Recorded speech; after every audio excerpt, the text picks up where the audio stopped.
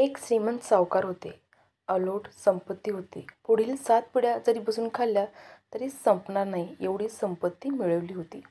तरी पण हा श्रीमंत सुखी नव्हता. मनात काहीतरी विवंचना होती. त्यामुळे रातभर झोप यायची नाही. त्यामुळे खऱ्या सुखाला तो वंचित झाला होता. त्याने प्रत्येकाला विचारायचे, मी काय करू म्हणजे या विवंचनेतून मी सुटेन आणि मला सुखाची झोप लागेल.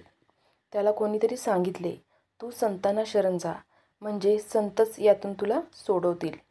श्रीमंत संताच्या शोधात निघाला. वाटेत एका झाडाखाली एक साधू महाराज बसले होते. त्यांना नमस्कार करून श्रीमंत म्हणाला, महाराज, मला काहीही कमी नाही. पुढील 7 पिढ्या बसून खातील एवढं मिळवलं आहे, तरी पण मी सुखी नाही.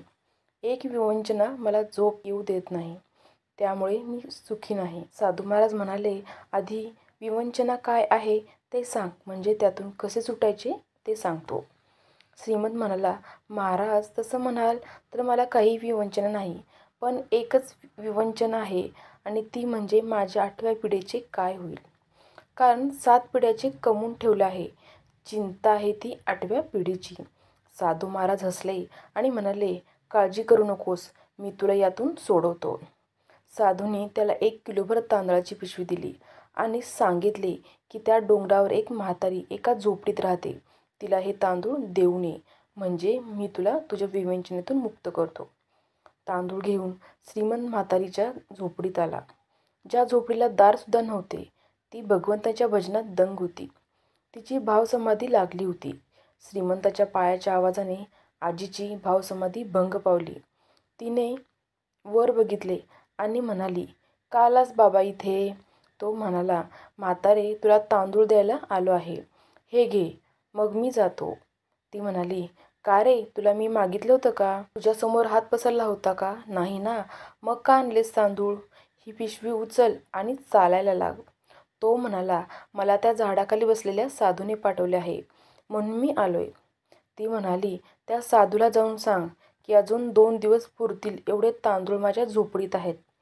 श्रीमंताने आपली अक्कल चालवली. तो म्हणाला, म्हातारे, 3ऱ्या दिवसाला होतील, राहू दे. ती म्हणाली, माझ्या 3ऱ्या दिवसाची चिंता तुलाही नको आणि त्या साधूलाही नको. त्याला सांग, माझ्या 3ऱ्या दिवसाच्या तांदळाची चिंता मी ज्याच्यावर सर्वस्वाचा भार टाकून या निर्जळ स्थळी भजन करत बसले त्याला आहे. हे ऐकून श्रीमंत पिशवी घेऊन परत आला आणि साधूसमोर पिशवी ठेवून निघाला. साधूने त्याला हाक मारली, अरे, विवंचना घेऊन आला होतास ना, मी तुला त्यातून सोडवणार आहे. श्रीमंत खाली मान घालून म्हणाला, महाराज, मला उत्तर मिळाले.